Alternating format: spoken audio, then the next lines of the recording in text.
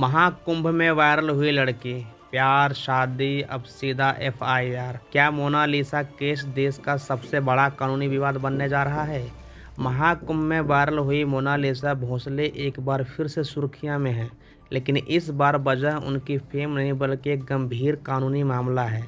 महाकुंभ के मेले के दौरान उनकी तस्वीरें और वीडियो सोशल मीडिया पर तेजी से वायरल हुए थे। इसके बाद उन्होंने महाकुंभ वायरल गर्ल के नाम से पहचान मिली। इसी दौरान उनकी मुलाकात फरमान खान से हुई। दोनों के बीच में नज़दीकियां बढ़ी और कुछ ही समय में दोनों ने शादी करने का फैसला कर लिया। मार्च 2026 में केरल में दोनों की शादी हो गई। शुरुआत में यह एक सामान्य लव स्टोरी लग रही थी, लेकिन शादी के तुरंत बाद इस मामले ने बड़ा मोड़ ले लिया। शादी के बाद मोनालिसा की उम्र को लेकर विवाद शुरू हो गया। परिवार और कुछ संगठनों ने आरोप लगाया कि मोनालिसा की उम्र अभी 18 साल की नहीं है, यानी वह अभी नाबालिग है। यह आरोप सामने आते ही मामला गंभीर हो गया और जांच एजेंसियां एक्टिव हो गई। राष्ट्रीय अनुसूचित जनजाति आयोग ने इस पूरे मामले की जांच शुरू की।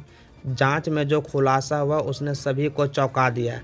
सरकारी दस्तावेजों के अनुसार मोनालिसा की जन्मतिथि 30 दिसंबर 2009 दर्ज है, जिसका मतलब है कि शादी के समय उनकी उम्र करीब 16 साल की थी। यहीं से मामला पूरी तरह कानूनी विवाद में बदल गया। कानून के अनुसार 18 साल से कम उम्र में शादी करना अपराध है और अगर किसी नाबालिग के साथ संबंध या शादी होती है तो POCSO एक्ट के तहत मामला दर्ज हो सकता है। इसी आधार पर पुलिस ने फरमान खान के खिलाफ FIR दर्ज कर ली। उन पर POCSO एक्ट के अलावा बाल विवाह और अपहरण जैसी गंभीर धाराएं लगाई गई है। यह मामला अब और भी ज्यादा संवेदनशील हो गया है क्योंकि इसमें नाबालिग से जुड़ा मुद्दा सामने आया है। जांच के दौरान एक और बड़ा खुलासा हुआ। बताया जा रहा है कि केरल में शादी के रजिस्ट्रेशन के समय गलत जन्मतिथि दी गई थी ताकि शादी को कानूनी रूप से वैध दिखाया जा सके।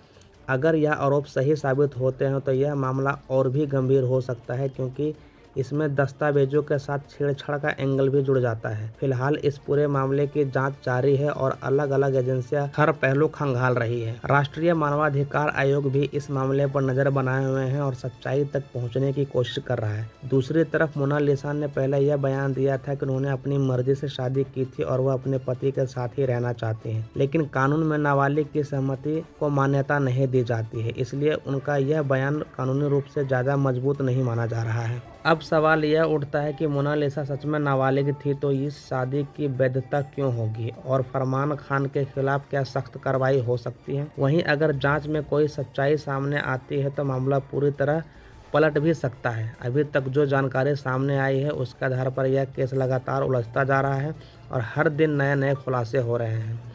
मामला सिर्फ यह एक वायरल लव स्टोरी नहीं बल्कि अब यह कानून और समाज दोनों के लिए एक बड़ा मुद्दा बन चुका है।